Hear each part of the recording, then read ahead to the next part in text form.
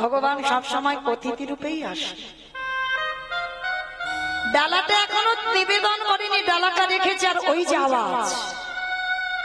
মায়েরা, মানুষের ডাক আর ভগবানের ডাকে তফাৎ হবে না? যেই না ভগবান ডেকেছে, হৃদয়টা জড়িয়ে গেল। কেমন হৃদয় জোড়ানো ডাক দিল আমায়। পারস্তা রেখে ভগবান সেবা বাদ দিয়ে ছুটে গেল দরজায়, আর দরজায় গিয়ে দেখছে 4 জন বৈষ্ণব দাঁড়িয়ে আছে। আমা বলো তো, আগে অতিথি সেবা না আগে ভগবান সেবা? জানিস মানি কত?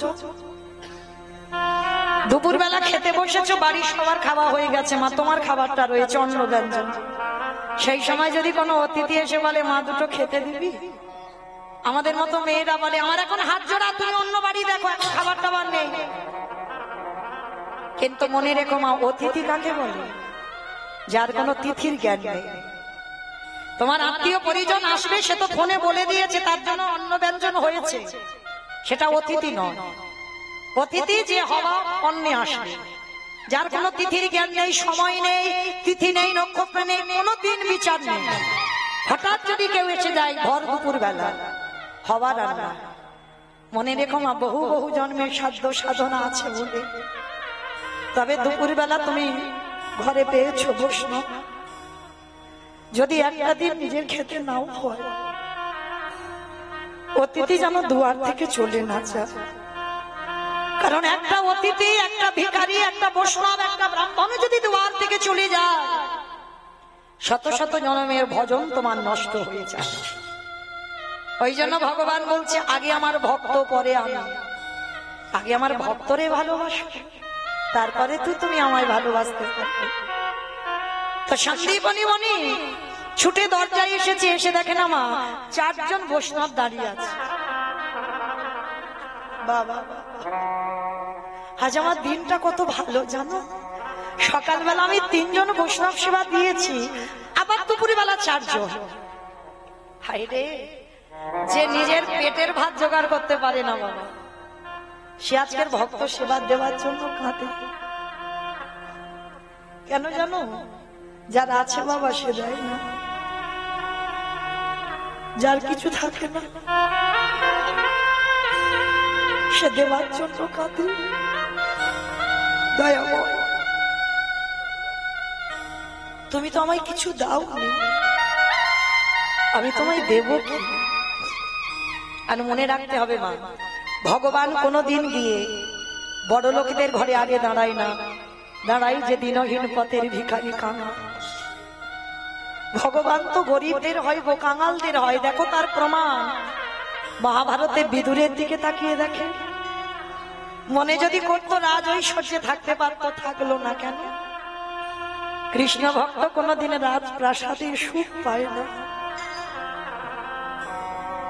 দেখেন সুদামার দিকে তাকিয়ে, পরিবারের পরনে একটা কাপড় কিনে দেবে সেটা পাচ্ছে না, ছেলেদের মুখে দুটো খাবার তুলে দেবে সেটা পাচ্ছে না। এরাই কৃষ্ণ ভক্ত।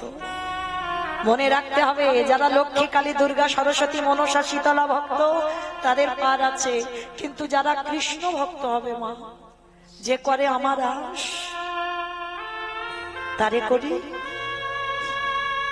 না, সর্বনাশ নয়। ভগবান জীবনে সর্বনাশ করে না, কারণ ভক্ত তো তার প্রাণ, ভক্ত তার জীবন।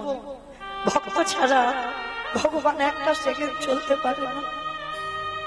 যে করে আমার আজ তারে করি সর্বনাশ। ভগবান ভক্তি সর্বনাশ করে দেয়।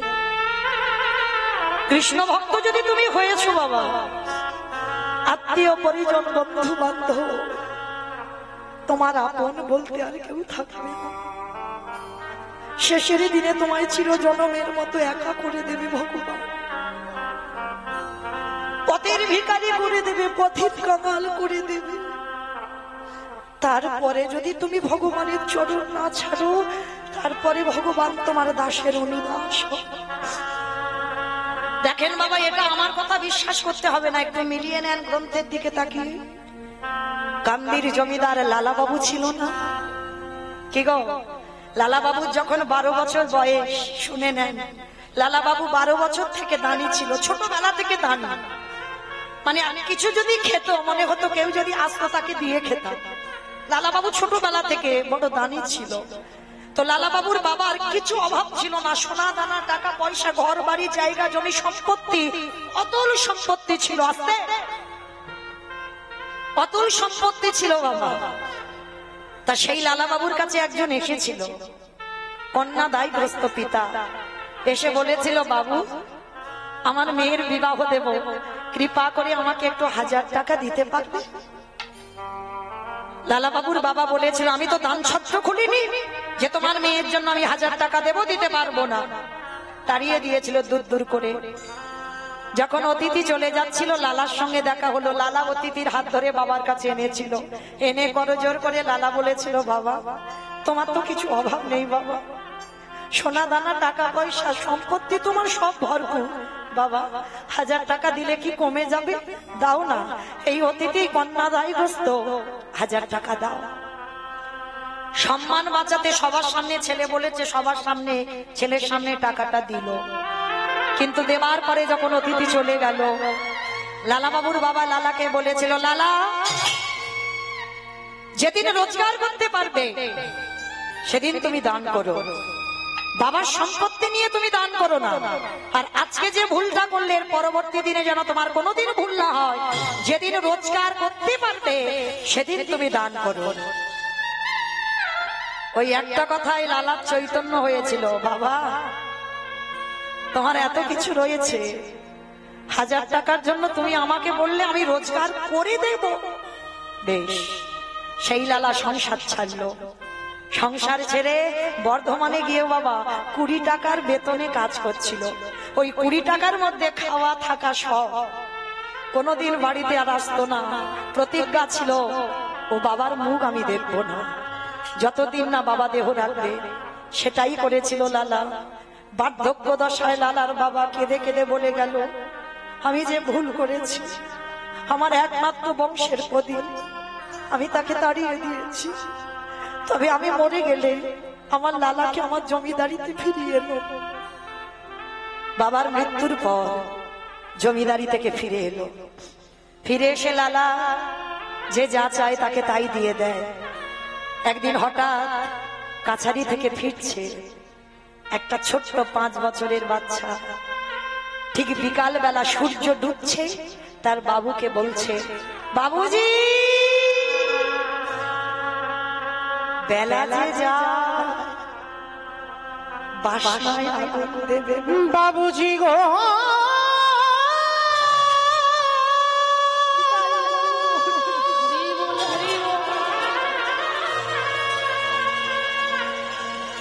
বেলা যে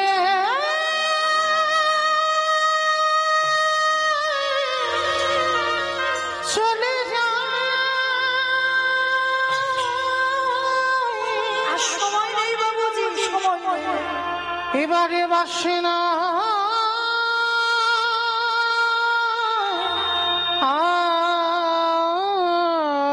আগুন, বাসে নাই আগুন,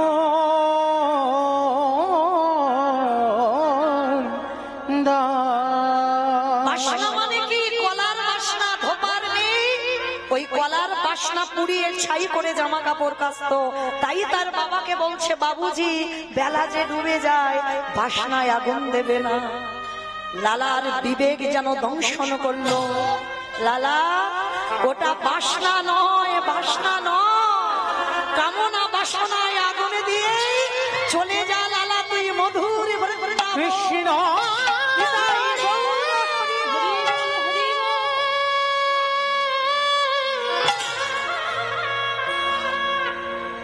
একেবারে দেখা দেখা দে, একেবারে দেখা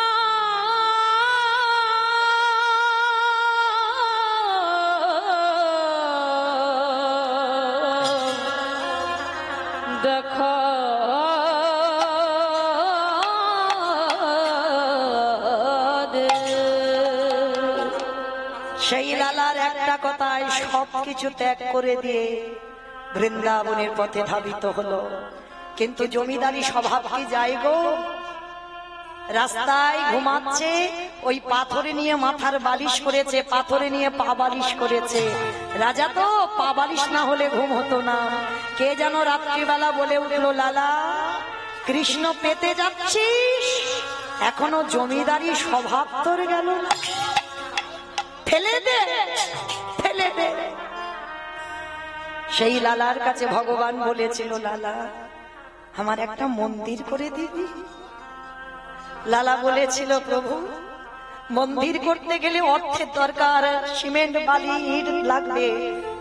একদিন আমি জমিদার লালা ছিলাম, কিন্তু আজকে তো আমি জমিদার লালা নয়, আজ আমি ভিখারি লালা। কি করে তোমার মন্দির বানাবো বলো? ওরে আমি ওই যে রড বালি সিমেন্টে গাঁথা ও মন্দিরে থাকি না, আমি থাকি ভক্তির হৃদয়। যে জন নয়ন ঝরে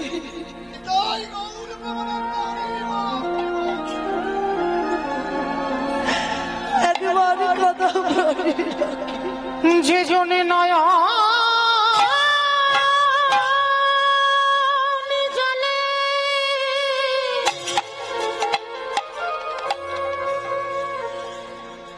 কৃষ্ণ তোমার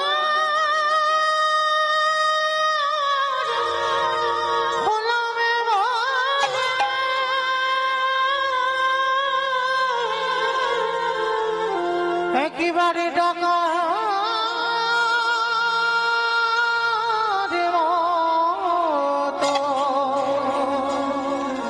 ডাকারে মতো ডাকিতে পারে আমি ভগবান হয়ে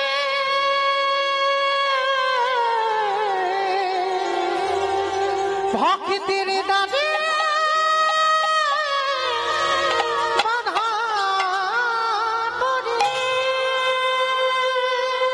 সেই লালা সর্বস্ব ত্যাগ করে ছুটে চলল বৃন্দাবন। দেখেন তাকিয়ে নরোত্তম দাস ঠাকুরের দিকে, জমিদারের ছেলে জমিদারি ত্যাগ করে সর্বস্ব ত্যাগ করে চলে গেল বৃন্দাবন। তাকিয়ে দেখেন রঘুনাথ দাস, আহা ছোটবেলা থেকে বৈরাগ্য ভাব, সংসারে থেকেও বাবা বৈরাগী হওয়া যায়। যেদিন তোমার জিহ্বার লালসা চলে যাবে, যে ভালো মন্দ খাবো আর ওটা থাকবে না মা, কোন রকমে একটু আলু সিদ্ধ অন্ন হলেই হবে পেটটা ভরার মতো, যেদিন লালসা চলে যাবে, যেদিন তোমার এই চোখ শুধু সাধুগুরু বৈষ্ণব ভগবানের চরণ খুঁজে বেড়াবে, যেদিন তোমার কান কোনো আজে বাজে কথা নয়, কৃষ্ণ নাম ভাগবত নাম ছাড়া কিছু জান শুনতে চাইবে না, যেদিন তোমার দেহকে কেউ পরশ করবে তুমি অনুভূতি পাবে না যে কেউ আমায় পরশ করলো। এই যে দেখো একটা ছোট্ট বাচ্চা, আমার সন্তান সম, কতটুকু ছেলে গো, এই বয়সে সবকিছু ত্যাগ করেছি, আমরা পতিত হয়ে পড়ে রইলাম। রঘুনাথ দাসও ছোটবেলা থেকে এত বিরক্ত করতো, যেখানে সাধু সঙ্গ ভক্ত সঙ্গ হতো রঘুনাথ বাড়ি থেকে বেরিয়ে যেত। বড় লোকের ছেলে তো হিরণ্য দাস আর গোবর্ধন দাসের ছেলে, জ্যাঠা কাকা এত ভালোবাসতো, অতুল সম্পত্তি, প্রতিদিনের আয় ছিল 12 লক্ষ স্বর্ণ মুদ্রা, বাড়ি ছিল হুগলি জেলায় আদিসপ্ত গ্রাম। আজকে সেই ছেলেটা ছোটবেলা থেকে এমন বৈরাগ্য ভাব, কিছু ভালো লাগতো না, কোনো খেলাধুলা ছিল না, যেখানে সাধুগুরু বৈষ্ণব দেখতো তাদের পিছনে চলে যেত, ধরে রাখতে পারতো না। বাবা যেটা শেষে ছেলেকে বেঁধে রেখেছিল ঘরে রঘুনাথকে, কেন? কৃষ্ণ ভোলাবার জন্য। ভোলা যায় বাবা যে একবার কৃষ্ণ নামে ডুব দিয়েছি, কৃষ্ণ নামে কেঁদে যত শান্তি পাবে কোনো কান্নায় তুমি এত শান্তি পাবে না। কারণ বাবা যত নাচানাচি করো না কেন, কৃষ্ণ নামে কেঁদে যে সুখ, সে সুখটা তুমি কোথাও পাবে না। তো এইবার সেই রঘুনাথকে বেঁধে রেখেছে, 1 সপ্তাহ কিছু খাইনি, বাবা যেটা খাবার দিচ্ছে খাচ্ছে না। গুরুদেব বলদেব আচার্য ছুটে এসেছিল, রঘুনাথ রঘুনাথ শুনলাম তুমি পাগলামি করছো, তুমি এক সপ্তাহ কিছু খাচ্ছ না। হিরণ্যদাস জ্যাঠামশাই ছুটে এসেছে, রঘুনাথ আচ্ছা বলো তো তুমি কি চাও?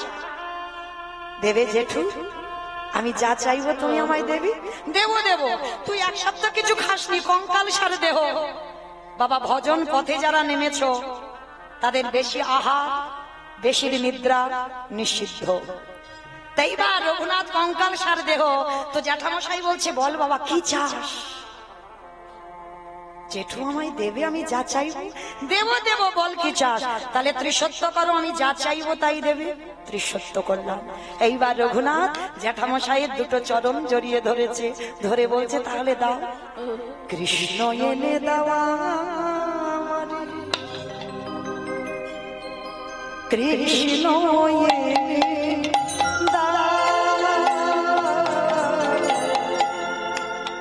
কৃষ্ণ এনে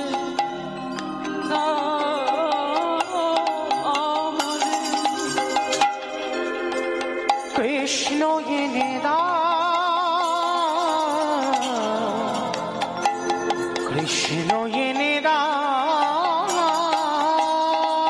আমাদের, কৃষ্ণ এনে দাও।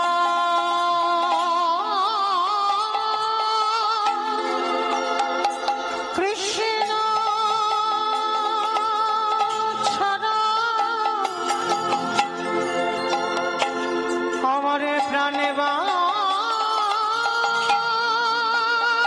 না, কৃষ্ণ এনে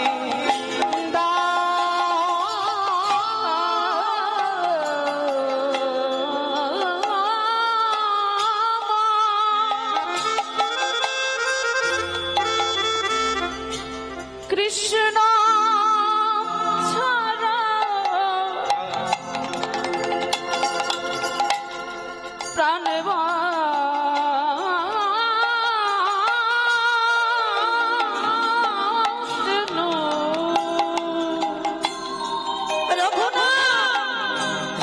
কৃষ্ণ এনে কেউ বোঝে না